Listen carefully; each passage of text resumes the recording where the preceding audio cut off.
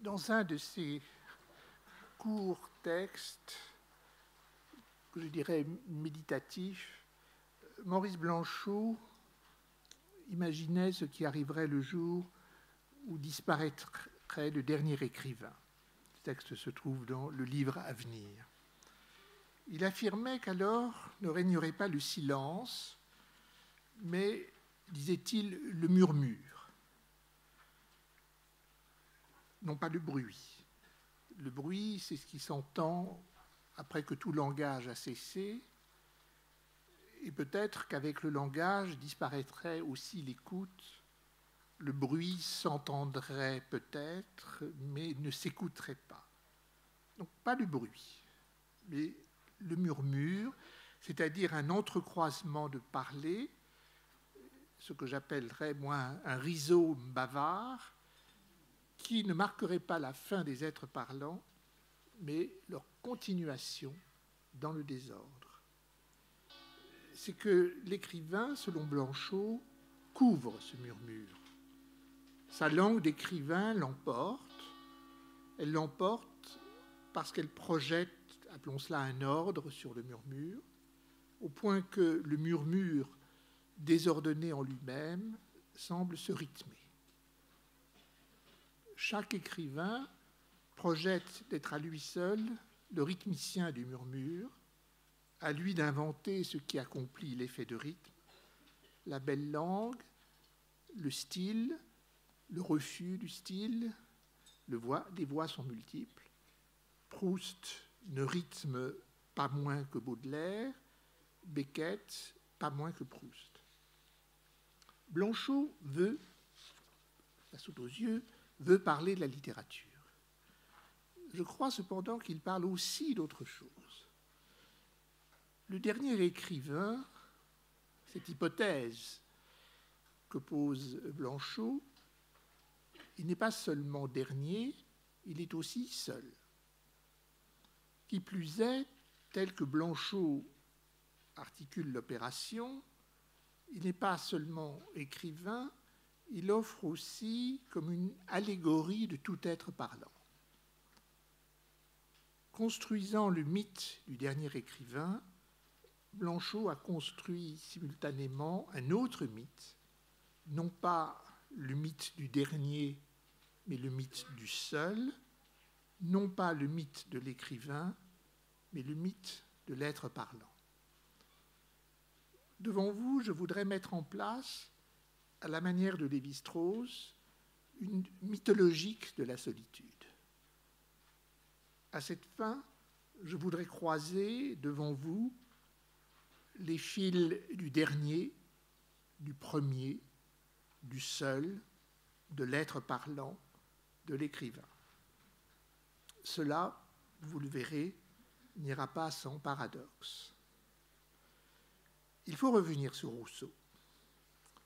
Il apparaît comme un fondateur, même si peut-être ne l'est-il pas. L'intervention de Martin Rueff me dispense d'entrer dans les détails. Je reprendrai seulement quelques fragments en me bornant à déplacer les accents. La première phrase des Rêveries, je vous la rappelle, « Me voici donc seul sur la terre, n'ayant plus de frères, de prochains, d'amis, de société que moi-même. » Cette première phrase est équivoque, volontairement. Elle pourrait valoir tout autant pour le dernier homme que pour le solitaire. Si l'on regarde dans la 8e promenade, on trouve cette phrase « Quand, après avoir vainement cherché un homme, il fallut m'écrier, il n'y en a plus. » Alors, la dimension du dernier l'emporte sur la dimension du seul, et la dimension du seul apparaît comme un effet second de la dimension du dernier. Et Rousseau poursuit, « Alors, je commençais à me voir seul sur la terre, et il poursuit, je compris que mes contemporains n'étaient par rapport à moi que des êtres mécaniques. Ceux qui connaissent Philippe Dick se souviendront de ces fictions où le dernier homme sur Terre découvre qu'il habite une planète entièrement peuplée de robots. Et en fait, l'ombre de la science-fiction, encore à venir, traverse les rêveries. Je vous rappelle que Rousseau se sent comme tombé sur une planète inconnue. Il est, je le répète, dernier, et c'est cela qui prépare la conclusion qui lui permet de dire « je suis seul ». Le mythème, je reprends le terme technique de Lévi-Strauss, le mythème du dernier est un abord préparatoire du mythème du seul et de la solitude. Rousseau a longuement médité sur le mythème du premier. Le premier qui s'avisa de dire « ceci est à moi » fut le vrai fondateur de la société civile. Et le mythème du premier revient sous sa plume extrêmement souvent, dans les confessions, bien entendu, dans les rêveries également. On nommait trop souvent qu'il n'a pas moins médité sur le mythème du dernier. Il est vrai que le premier qui se sait premier a souvent cessé déjà d'être seul. Il se promet à lui-même la venue de ses interlocuteurs. Bien entendu, il est à jamais le seul à avoir été premier. Mais le dernier qui se sait dernier, lui, est seul à jamais. Celui qui se sait seul s'imagine aisément dernier. Rousseau encore, moi seul, la nature a brisé le moule dans lequel elle m'a jeté. Tiré des Confessions. J'irai même un peu plus loin. Je dirais que chez Rousseau, qui éprouve ces différents mythèmes qu'il aligne sous sa plume comme de véritables expériences à la fois de corps et d'esprit, chez Rousseau, le mythème du dernier prend une forme qui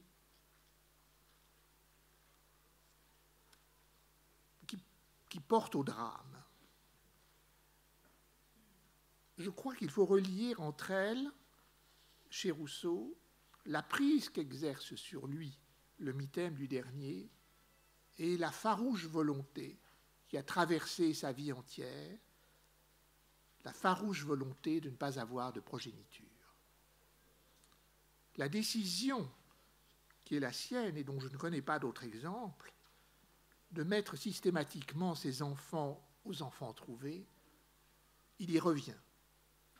Il y revient, il tient à y revenir, dans la 9e rêverie du promeneur solitaire. C'est qu'il ne la comprend pas lui-même.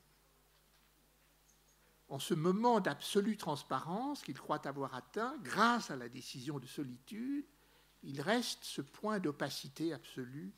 Pourquoi ai-je abandonné mes enfants ?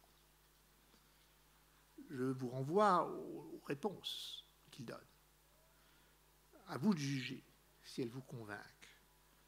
Je vous renvoie aux commentateurs qui ont formé la conjecture, pas tous bien entendu, certains, et notamment les élèves de Freud, les plus brillants élèves de Freud, qui ont formé une conjecture, la voici, Rousseau a donné à la masturbation, se croyait, pour cette raison, incapable d'avoir des enfants.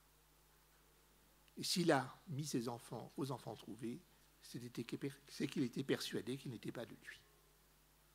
C'est une conjecture. Au-delà de la physiologie, des motifs avoués, de la physiologie effective, imaginée, que Rousseau ait pu penser que la masturbation rendait stérile ou impuissant est tout à fait pensable. C'était la doctrine courante. Qu'elle l'ait de fait rendu stérile n'est pas certain. peu importe. Je partirai de ce qui est pratiquement de l'ordre du symptôme corporel, cette volonté d'abandonner les enfants, dont il dit bien qu'ils sont les siens dans la rêverie dont je parle. Il ne dit pas « j'avais un doute », il dit « oui, j'ai mis mes enfants aux enfants trouvés ». Au-delà de ce que je présenterai comme un symptôme, je crois qu'il faut restituer une volonté. Pour que la solitude passe de la rêverie au réel, il faut vouloir que le monde ne continue pas. Je reprends ici une expression qui vient de Jean Genet, dans une lettre très,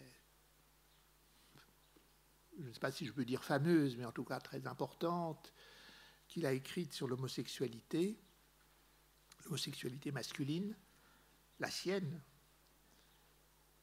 Et il dit « l'homosexualité, c'est vouloir que le monde ne continue pas ».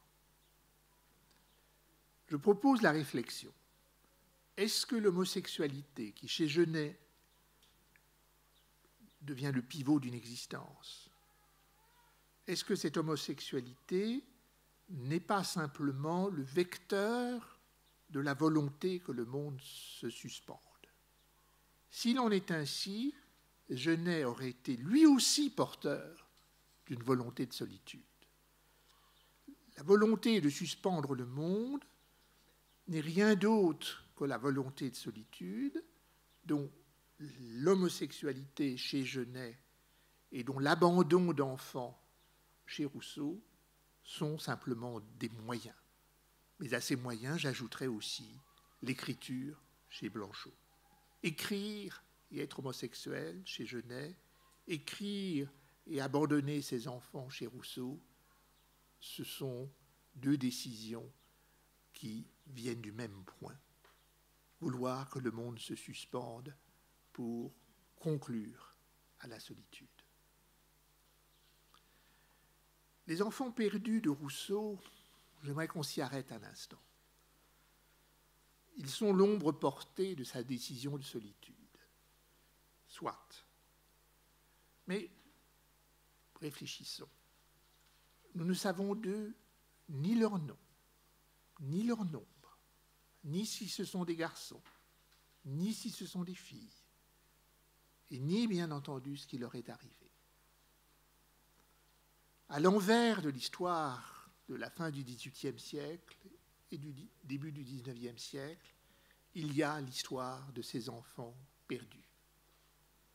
Mendiants, mendiantes, millionnaires, saintes, débauchés, héros révoltés, traîtres, tout est possible. Le roman du XIXe siècle surabonde en enfants délaissés ou orphelins ou ignorant tout d'eux-mêmes. Il me plaît à imaginer que chaque roman raconte ainsi l'histoire d'un enfant de Rousseau. Vautrin, Fantine, Heathcliff, Oliver Twist, La Petite Fadette, François de Champy, Rémy de Sans-Famille, les garçons prostitués, voleurs et assassins de Genet, Genet lui-même, les écrivains sans père, Baudelaire, Aragon, Sartre, et ceux qui, je reprends une expression de Béni Lévy, ceux qui, dans les années 70, se crurent nés de personne, ce sont tous les enfants, fils et filles, éloignés dans l'espace et dans le temps, d'un père qui voulut être le seul être parlant, au prix d'être le dernier. Tous fils et filles, désireux de réparer la défaillance du père, soit par le bonheur, le happy end des romans, soit par la résignation, songez à la fin de l'éducation sentimentale, soit par l'action. La liste est ouverte. Elle énumère les moyens qui permettent que le monde continue malgré la volonté de solitude du père. Le roman du XIXe siècle n'est peut-être qu'une annexe ajoutée aux rêveries, le militantisme politique du dernier tiers du XXe siècle, écho imaginaire du contrat social, rejeton réel des rêveries, analogue symbolique du roman. Si le premier et le dernier introduisent au seul, c'est qu'ils nouent le vocable seul à l'être parlant. Cela est vrai chez Rousseau, cela est vrai chez Blanchot. Le dernier écrivain de Blanchot soulève la question du dernier être parlant. Il interroge, l'être parlant est-il encore parlant quand après la mort du dernier écrivain, le murmure l'a emporté? Bien entendu, il faut faire droit au mythe et au choix qu'il fait du chronologique. Eh bien, nous allons suspendre ce choix. Pour pouvoir analyser le mythe, nous allons l'arracher à la chronologie mythique et nous allons mettre au jour les questions implicites. Je partirai d'une hypothèse. La solitude s'inscrit au champ de la langue et dans l'insistance d'un sujet qui s'interroge sur son être d'être parlant. Je suis seul s'inscrit sur une bande qui se renoue à elle-même, puisque seul est seul celui qui peut se dire je. On peut dire d'une chose qu'elle est la seule chose, mais pas qu'elle est seule. Seul ne se dit que de l'être parlant, que par l'être parlant à propos de lui-même ou de ce qu'il assimile à lui-même. La dimension du seul émerge d'un être qui se compte et se comptant se nomme. De l'espagnol au français, une homophonie qui m'a toujours frappé. Nombre et nombre se superposent. Le nom et le nombre se font écho au travers de deux langues. Se compter et se nommer, ça peut être parfois exactement la même chose, et à chaque fois, c'est le propre de l'être parlant. Seul l'être parlant est seul, on est seul qu'au champ de l'être parlant. Se compter. On peut se compter de deux manières, dans l'ordinal et dans le cardinal. Si l'on choisit l'ordinal, eh bien, apparaissent le premier et le dernier. Et dans leur pas suit un cortège de paradoxes dont, entre autres, le pétrarchisme, fils et délice, le dernier est aussi le premier à être le dernier, le premier est le premier à être le premier, mais aussi le dernier à être le premier, le dernier est le premier à être seul, le premier est le dernier à être seul.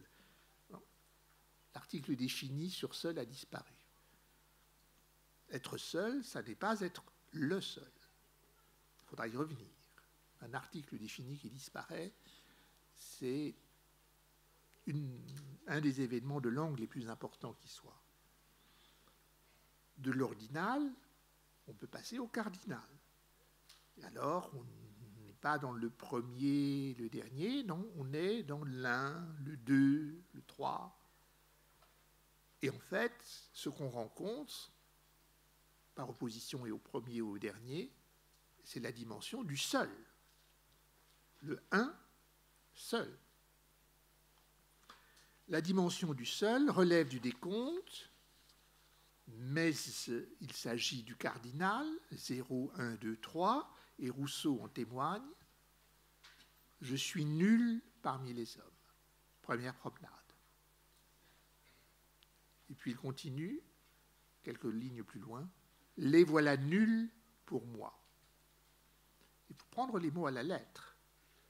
Il s'agit du 0 et il s'agit du 1.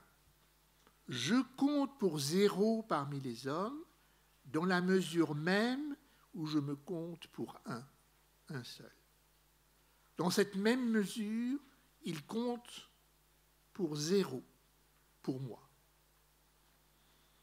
Rousseau aimait les mathématiques. Il en use dans le contrat social d'une manière à la fois cachée et évidente, et il en use ici de manière détournée. En fait, il se livre à une opération que les algébristes de son temps connaissaient bien. Quand vous avez un système à deux coordonnées, une des opérations fondamentales, c'est de faire passer chaque coordonnée, indépendamment de l'autre, à la valeur 0. Et c'est ce qu'il fait. Il y a deux systèmes de coordonnées. Il y a moi et il y a les autres, les hommes. Et successivement, et en oscillation constante, Rousseau va faire passer chacun des deux termes par la valeur 0. Je suis nul parmi les hommes, ils sont nuls pour moi. Au passage, on remarque que si Rousseau est un des fondateurs de la solitude, ou en tout cas une des figures majeures de la solitude, c'est nécessairement la solitude moderne, puisqu'elle suppose le 0. Elle n'a rien à voir avec la solitude antique ou avec la solitude des premiers chrétiens, qui, eux, ne connaissaient pas le 0, ne connaissaient que le 1. Les rêveries, de ce point de vue-là, brisent une continuité où l'on pouvait penser que l'ermite chrétien répondait de loin, en quelque manière, à Diogène le cynique. Mais le « je suis seul » de l'ermite chrétien, ou le « je suis seul » de Diogène le cynique, le « je suis seul » de l'ermite, je suis seul face à Dieu, séparé des hommes, je suis seul de Diogène, je suis seul face à l'humanité, séparé de la cité, face à l'homme que je recherche avec une lanterne, séparé des hommes qui ne sont pas l'homme. Ces deux solitudes ne sont peut-être pas aussi analogues qu'on l'a bien voulu dire, mais elles ont en tout cas quelque chose en commun, c'est qu'elles ne comptent qu'à partir de 1. Il n'y a pas de 0. Il est impossible pour Diogène et pour l'ermite chrétien de dire « me voilà nul » ou « ils sont nuls pour moi ». La solitude ancienne est une solitude sans annulation des hommes ou du monde. La solitude moderne repose sur un passage par le 0. Pour ceux qui aiment la poésie, je les renvoie à Nerval, une sorte de déclinaison de l'ordinal et du cardinal. La 13e revient, c'est encore la première, et c'est toujours la seule, et c'est le seul moment, car es-tu reine ou toi, la première ou dernière, es-tu roi, toi, le seul ou le dernier amant. Vous avez la configuration du premier, du dernier, du seul, issue en droite ligne d'une méditation sur les rêveries, et qui s'organise autour d'un 0 qui n'est pas nommé. L'être parlant se nomme et se compte au registre du cardinal, le 1. Mais pour atteindre le 1 qu'il demande d'être, il ne faut pas qu'il emploie le mot 1, parce que nous le savons, nous qui avons lu Mallarmé, que quand on dit un signe, ça veut dire qu'il y en a plusieurs. Et donc, le 1 article dénie la solitude au moment même où il paraît la mettre en avant. Ce qui est unique ne peut pas se dire à l'aide de l'article 1, mais on peut l'approcher par la langue à l'aide du vocable seul. Sauf que ce vocable est équivoque. Les vocables décisifs sont toujours équivoques. Il y a deux seuls, au moins. le seul relationnel, je suis seul à faire telle ou telle chose, ou à être tel ou tel, et le seul absolu, je suis seul. L'être parlant est seul à être parlant. Est-il pour autant seul? Je suis seul, suis-je pour autant seul à être seul? Et on peut enchaîner avec les paradoxes de la solitude. Je commence par m'imaginer que je suis seul à être seul. Me disant seul, je me compte pour un. Me comptant pour un, je peux commencer de me compter au sein d'une multiplicité. Je suis seul autorise nous sommes plusieurs, mais ne peuvent se dire plusieurs que ceux qui peuvent se dire seuls. De là vient qu'on puisse dire à la fois je suis seul à être plusieurs et nous sommes plusieurs à être seuls. C'est un premier tour dans le labyrinthe. Deuxième tour, le seul être qui se compte est l'être parlant. Quand il se compte pour un. Quand il se compte pour un, il ne peut se dire un, puisque dire un x suppose qu'il y a plusieurs x. Je suis un être parlant doit se poursuivre si on veut toucher l'unicité de l'être parlant. Non pas je suis un être parlant, mais qu'est-ce qu'on doit dire? Je suis un entre autres. Et là, j'ai perdu mon unicité. Lacan écrivait un entre autres entre guillemets. On voit pourquoi. C'est que un entre autres illustre la nécessité que le un aille, quoi qu'il veuille, quoi qu'il décide, vers le plusieurs. Pour se dire un absolument, en quelque sorte un sans autre, il faut renoncer au vocable un et dire « je suis seul ». Je suis seul renvoie donc à « je suis le seul à pouvoir me dire seul », parce que pour se dire seul, il faut pouvoir dire « je ». Le « je », premier mot de « je suis seul », est le résultat du « seul » qui est le dernier mot. L'énoncé ne peut donc commencer qu'après qu'il se soit terminé. Mais réciproquement, seul ne peut se dire que par quelqu'un qui peut dire « je », à propos de quelqu'un qui peut dire « je ». Seul est donc le résultat du « je », autant que le « je » est le résultat du « seul ». En fait, les paradoxes du premier et du dernier forment comme le mirage du paradoxe de l'incardinal. Je n'est pas premier mais dernier, dans je suis seul. Et une fois qu'il a émergé en dernier, il se projette à la vitesse de l'éclair en position première. Rousseau, toujours lui, a parcouru ce labyrinthe. Les hommes n'ont pu, qu'en cessant de l'être, se dérober à mon affection. Je me permets de vous signaler en passant l'étrange syntaxe. Les hommes n'ont pu cesser qu'en cessant de l'être. Qu'est-ce que c'est que le?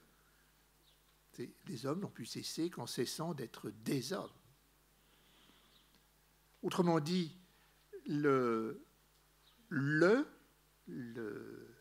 pronom le pronominalise les hommes. Et tout se passe comme si on avait, mais je n'entrerai pas dans le détail, une écriture qui a deux faces, celle où il est écrit le « je » et celle où est écrit les hommes, et puis la pronominalisation révèle que cette face n'en forme qu'une seule. Vous avez reconnu la fameuse bande de Mébius. Troisième tour. Se compter pour un engage la série arithmétique des nombres entiers. Dès qu'on se compte pour un, on s'ouvre au plusieurs. Mais dans le plusieurs, le 1 qui se comptait s'annule. Au sens strict, il devient un 0. Je suis nul parmi les hommes. Mais en sens inverse, pour s'affirmer 1, il avait fallu annuler les hommes.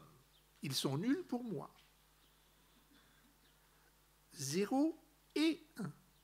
Le vocable seul affirme le 1, mais affirme aussi le 0. Avec le 0 et le 1, j'ai la série des nombres.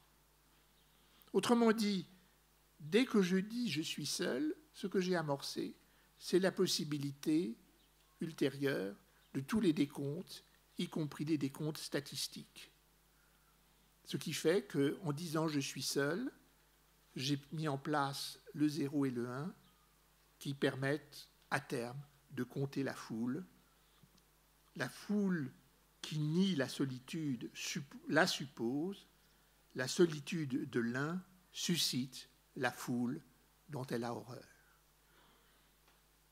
Je renvoie à Freud, la foule n'existe que par l'einziger Zug, Lacan traduit le trait unaire, merveilleuse traduction, mais quand on la répète en perroquet, on la déshonore. Il faut traduire autrement pour réveiller la traduction de Lacan, et j'avancerai aujourd'hui devant vous, pour aujourd'hui et pour vous, une traduction, le trait de solitude. Le trait de solitude que l'on peut isoler sur un support unique suscite au sein de la foule qui m'avait annulé ma propre solitude et me ressuscite comme un alors que j'avais été réduit à 0. Quatrième labyrinthe. Quand on dit seul, un n'est pas l'article, mais le nom de nombre. Seul ne fait que souligner ce nom. Dans un seul, seul est absolu, il n'est pas relationnel, mais son absoluité ne fait que refléter l'absoluité du vocable un.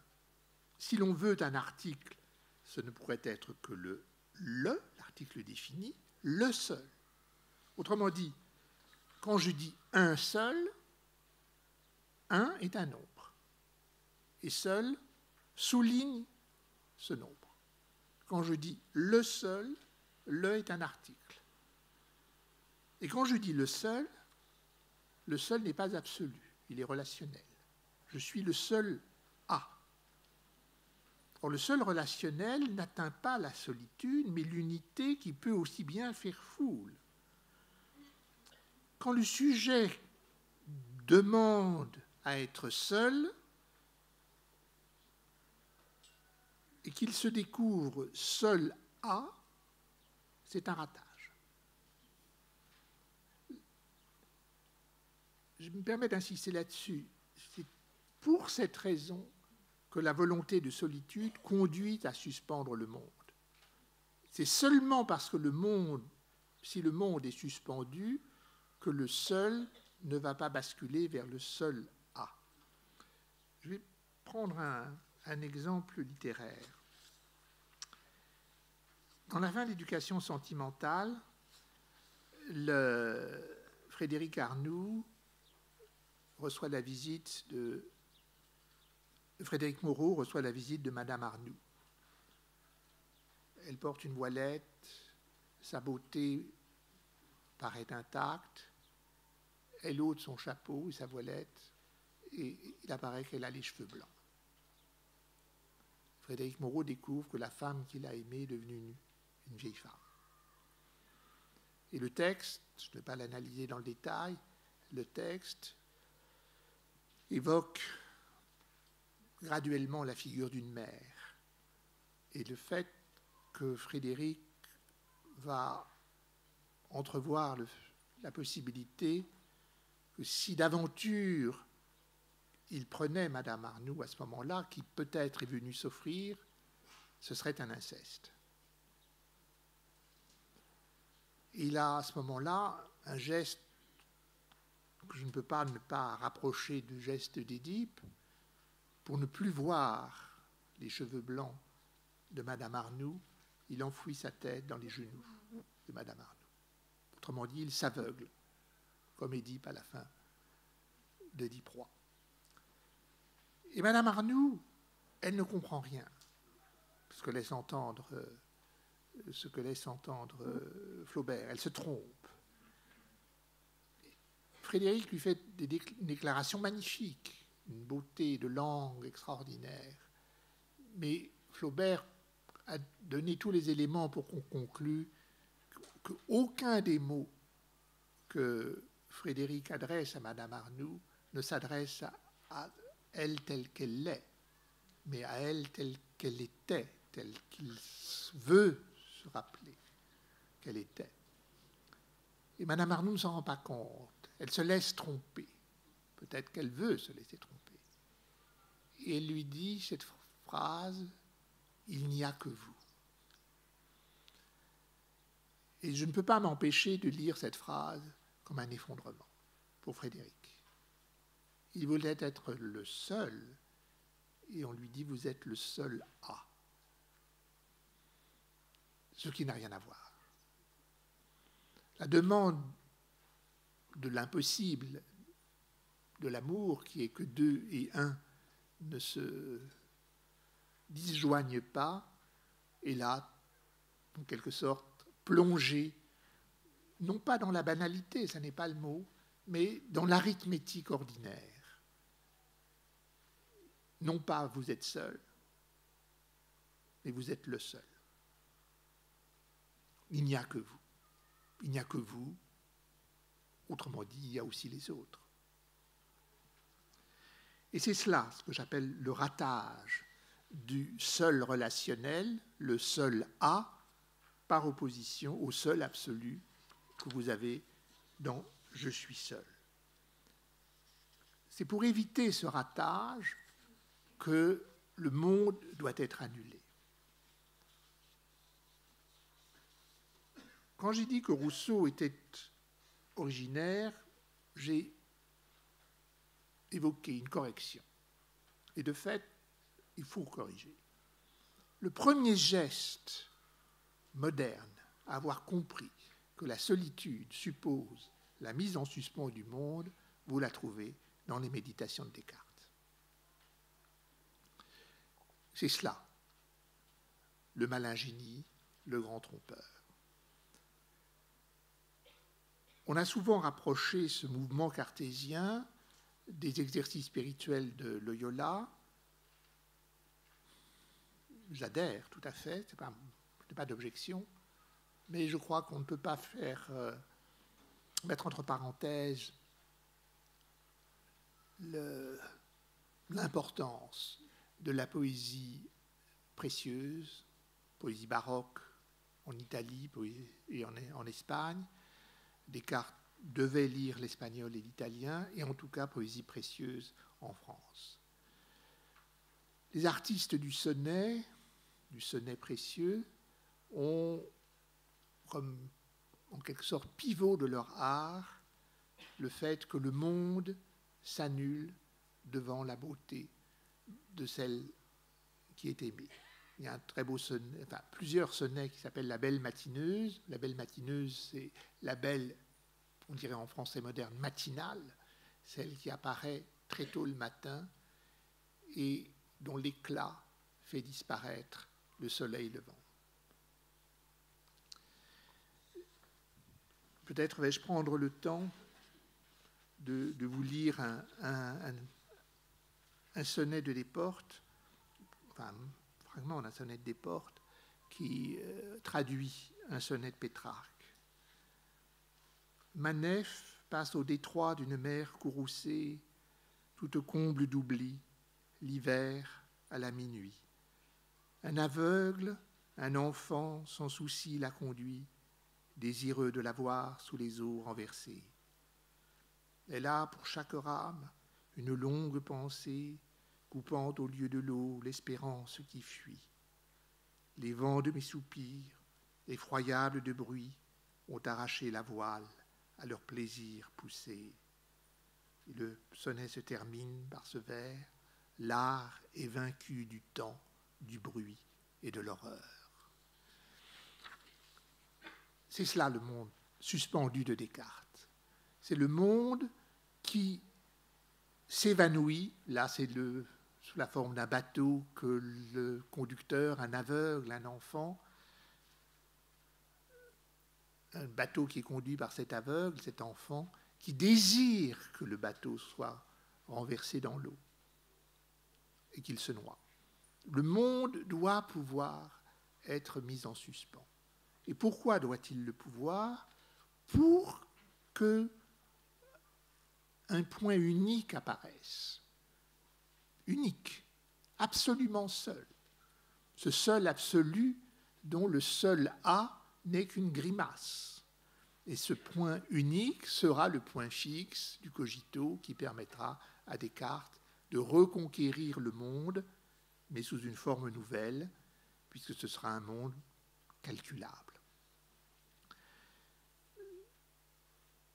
Descartes a rencontré des poètes, il en parle, pas dans le détail, mais il a rencontré des poètes dans un rêve. Dans un rêve, il y a une série de 3 rêves, et dans un de ces rêves, il tombe sur un recueil de poètes qui s'appelle le Corpus Poetarum. Je dirais que, c'est mon interprétation, que rencontrant les poètes, il rencontre ceux qui lui apprennent à suspendre le monde, ce qu'il fera lui dans les méditations.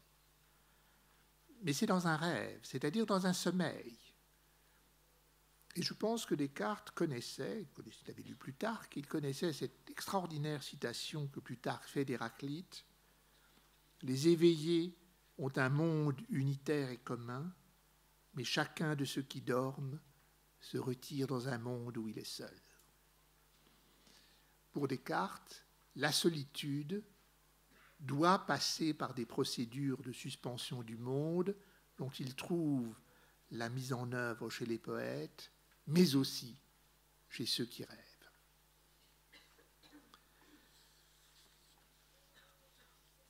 Il serait intéressant, mais le temps me manque, de montrer qu'il y a une parenté entre Descartes et Don Juan, qui va suspendre le monde au prix de rencontrer l'enfer, et Genet, après tout, le grand trompeur, annonce les traîtrises, les ruses, les tromperies des personnages de Genet, et la devise de Descartes, je m'avance masqué, annonce les nègres de Genet, où les personnages portent un masque. Quand je suis seul, je ne suis pas seul à faire ou à être. Je ne suis pas le seul. Je suis seul.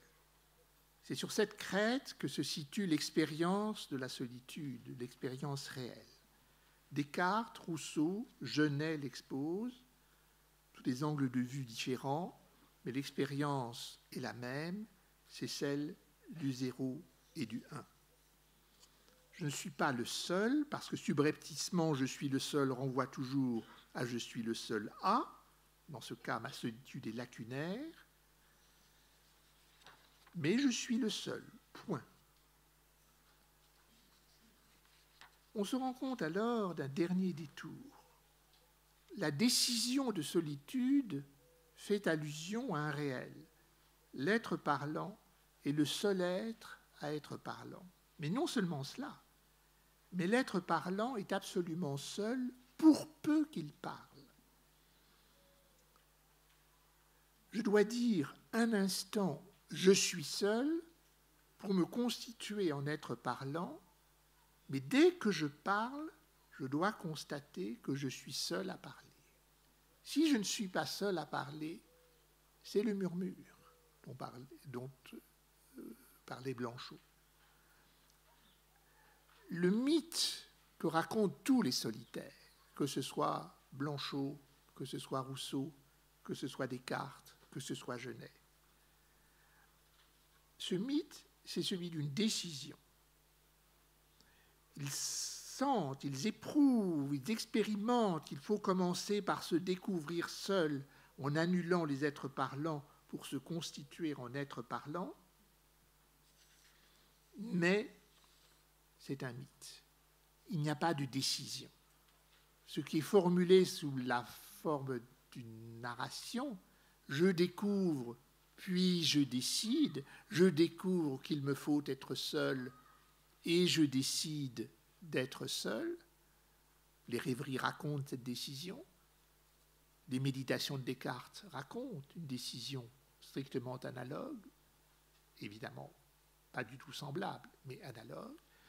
Genet raconte une décision apparentée sous la forme de cette décision, ce choix, ce qu'il présente comme une décision et comme un choix de l'homosexualité masculine. vouloir que le monde ne continue pas, eh bien, ce mythe des solitaires, c'est un mythe, il n'y a pas de décision. Il ne faut pas dire que je dois dire que je suis seul. Il faut comprendre que dès qu'on parle, on est seul à parler. L'annulation des êtres parlants, en dehors de celui qui parle, cette annulation des autres êtres parlants, elle n'est pas une décision, elle est consubstantielle au parler lui-même. La parole demande interlocution, mais cette demande est imaginaire. Dès qu'il parle, l'être parlant est seul, premier et dernier. Alors, bien entendu, il y a toujours plusieurs êtres parlants. Toujours déjà plusieurs. Donc on n'échappe pas à ce réel que l'on ne parle qu'en étant seul à parler, mais que pour un instant, toujours provisoire et toujours révocable. La solitude ne se décide pas, elle est là. Celui qui commence à parler a d'emblée engagé la question du 0 et du 1, de l'annulation des autres, et donc, par contre-coup, l'annulation de lui-même. Je ne me pose pas comme un, le un se pose pour se dérober, me laissant ou nul ou multiple. Comme l'amour de Carmen, le un est un oiseau volage. Dès qu'il s'est envolé, le 0 l'emporte dans la forme du plusieurs, où le 1 s'est au sens propre fondu. On peut alors reprendre le mythe de Blanchot. Il croyait, il voulait parler de l'écrivain, mais il avait construit l'allégorie d'autre chose. Le dernier écrivain, c'est l'être parlant. N'importe lequel d'entre nous qui commence à parler découvre que dès l'instant qu'il aura cessé, son tour aura passé. Un autre être parlant, il y en aura toujours au moins un, se sera imposé. Et alors, lui qui parlait s'annule. C'était pour lui son dernier moment, la dernière occasion où il pouvait parler. Et s'il la laisse passer, elle ne reviendra pas.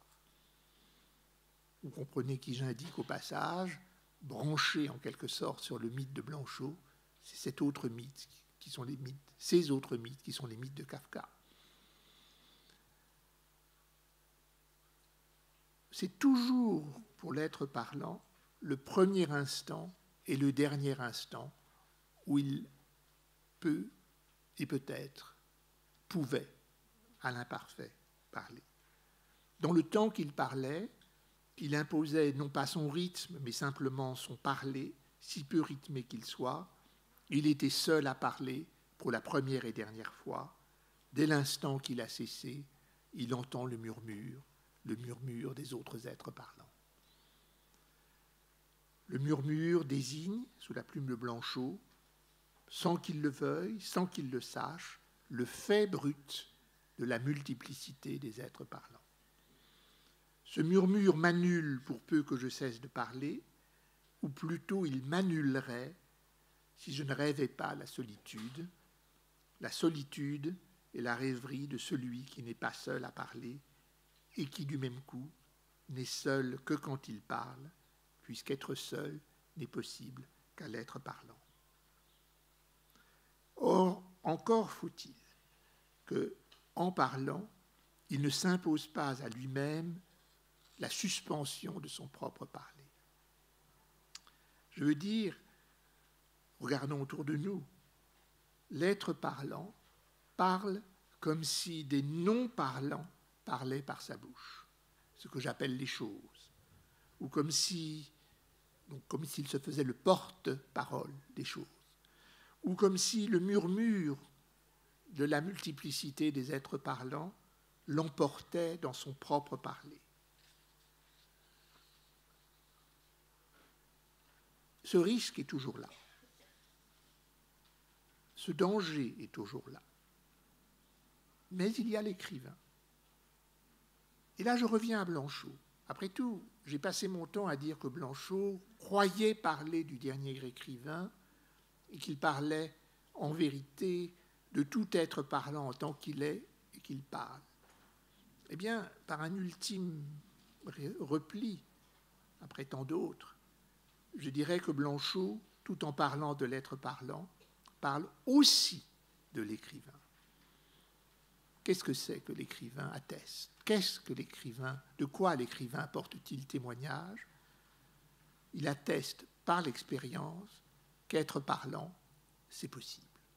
Pour un instant, toujours sur le point de s'interrompre, mais toujours pour un instant qui reprend. Le dernier écrivain est toujours aussi le premier et le seul, comme tout être parlant. Je vous remercie.